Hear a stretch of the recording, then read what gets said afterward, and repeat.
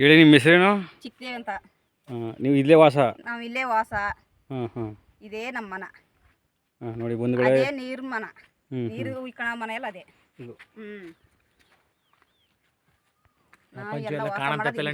ಈಗ ಇದುವರೆಗೆ ನಿಮ್ಗ ಈ ರಾಜಕಾರಣಿ ವ್ಯಕ್ತಿಗಳು ಓಟ್ ಹಾಕಿ ಅಂತ ಬರ್ತಾರಲ್ಲ, ಯಾವ್ದೇ ತರ ಆಶ್ವಾಸನೆ ಕೊಟ್ಟಿಲ್ವಾ ಮನೆ ಮಾಡ್ಕೊಡ್ತೀವಿ ಅಂತ? ಯಾವ್ದು ಕೊಟ್ಟಿಲ್ಲ, ಯಾವ್ದು ಹೇಳಿಲ್ಲ.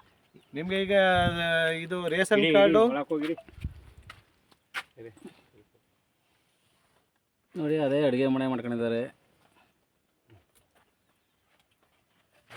ಇಂಥ ಪಾಪ ಒಂದು ಕುಗ್ರಾಮಗಳಿರುವಂಥ ಜನಗಳಿಗೆ ಎಷ್ಟು ವರ್ಷ ಆಯ್ತು ಈ ಮನೆ ಕೊಟ್ಟು.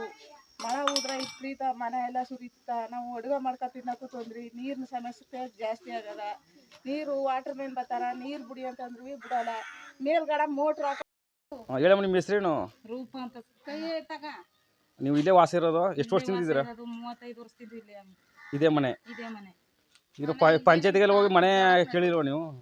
ಪಂಚಾಯತಿಯವ್ರು ಬಂದು ಇಲ್ಲಿ ಫೋಟೋ ತಕ್ಕ ಹೋದ್ರು ಹಾಕೊಡ್ತೀವಿ ಅಂತ ಮಾಡಲಿಲ್ಲ. ಇನ್ನೂ ಮನೆ ಆಗಿಲ್ಲ ನಿಮ್ಗೆ? ನೋಡಿ ಬಂಧುಗಳು, ಇವ್ರಿಗೆ ಇಲ್ಲ, ಒಂದು ನಿರ್ಮಾಣ ಇಲ್ಲ. ದೊಡ್ಡಪ್ಪನ ಮನೇಲಿ ಇರೋದು, ಅವ್ರಿಗೂ ಮಕ್ಕಳಿಲ್ಲ. ನೋಡಿ, ಇವರು ಬಟ್ಟೆ ಸೀರೆ ಎಲ್ಲ ಕಟ್ಕೊಂಡು ಪಾಪ ಜೀವನವನ್ನು ಸಾಗಿಸ್ತಾ ಇದ್ದಾರೆ. ಇಂಥ ಕಡು ಕುಟುಂಬದ ಸ್ವಾಮಿ, ನನ್ನ ಹೆಸರು ಚಿಕ್ಕಣ್ಣ. ನಾನು ಜೇನು ಗುರುಬ ಅಂದ್ರೆ ಸೋಲಂಗಂತ ಮಾಡ್ಬಿಟ್ಟದ. ಕ್ಯಾಸ್ಟಿಂಗ್ ಹಬ್ಬ ಜೇಕೆ ಅಂತ ಮಾಡೋದು ಸರಿ, ಸೋಲಂಗ ಮಾಡ್ಬಿಡ ಸರಿ. ನಮಗೆ ಗೊತ್ತಿಲ್ಲ, ಈ ಥರ ಮಾಡಿಬಿಟ್ರ. ಕೇಳಕ್ಕೆ ಅಂದ್ರೆ ಬಂದಿಲ್ಲ ಅಂತಾರೆ.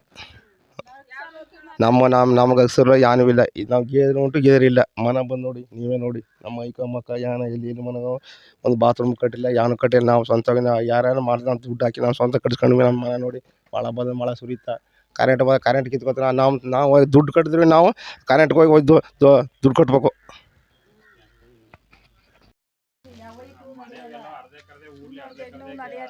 ಅಜ್ಜಿ ಒಬ್ಬ ಮಾತ್ರ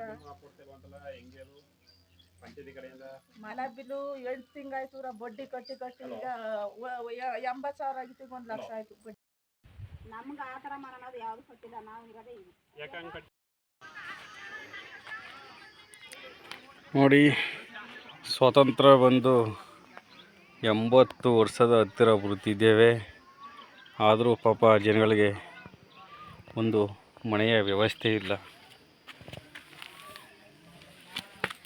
ನೋಡಿ, ಇಲ್ಲೇ ಅಡುಗೆ ಎಲ್ಲ ಮಾಡ್ಕೊತಾ ಇದ್ದಾರೆ.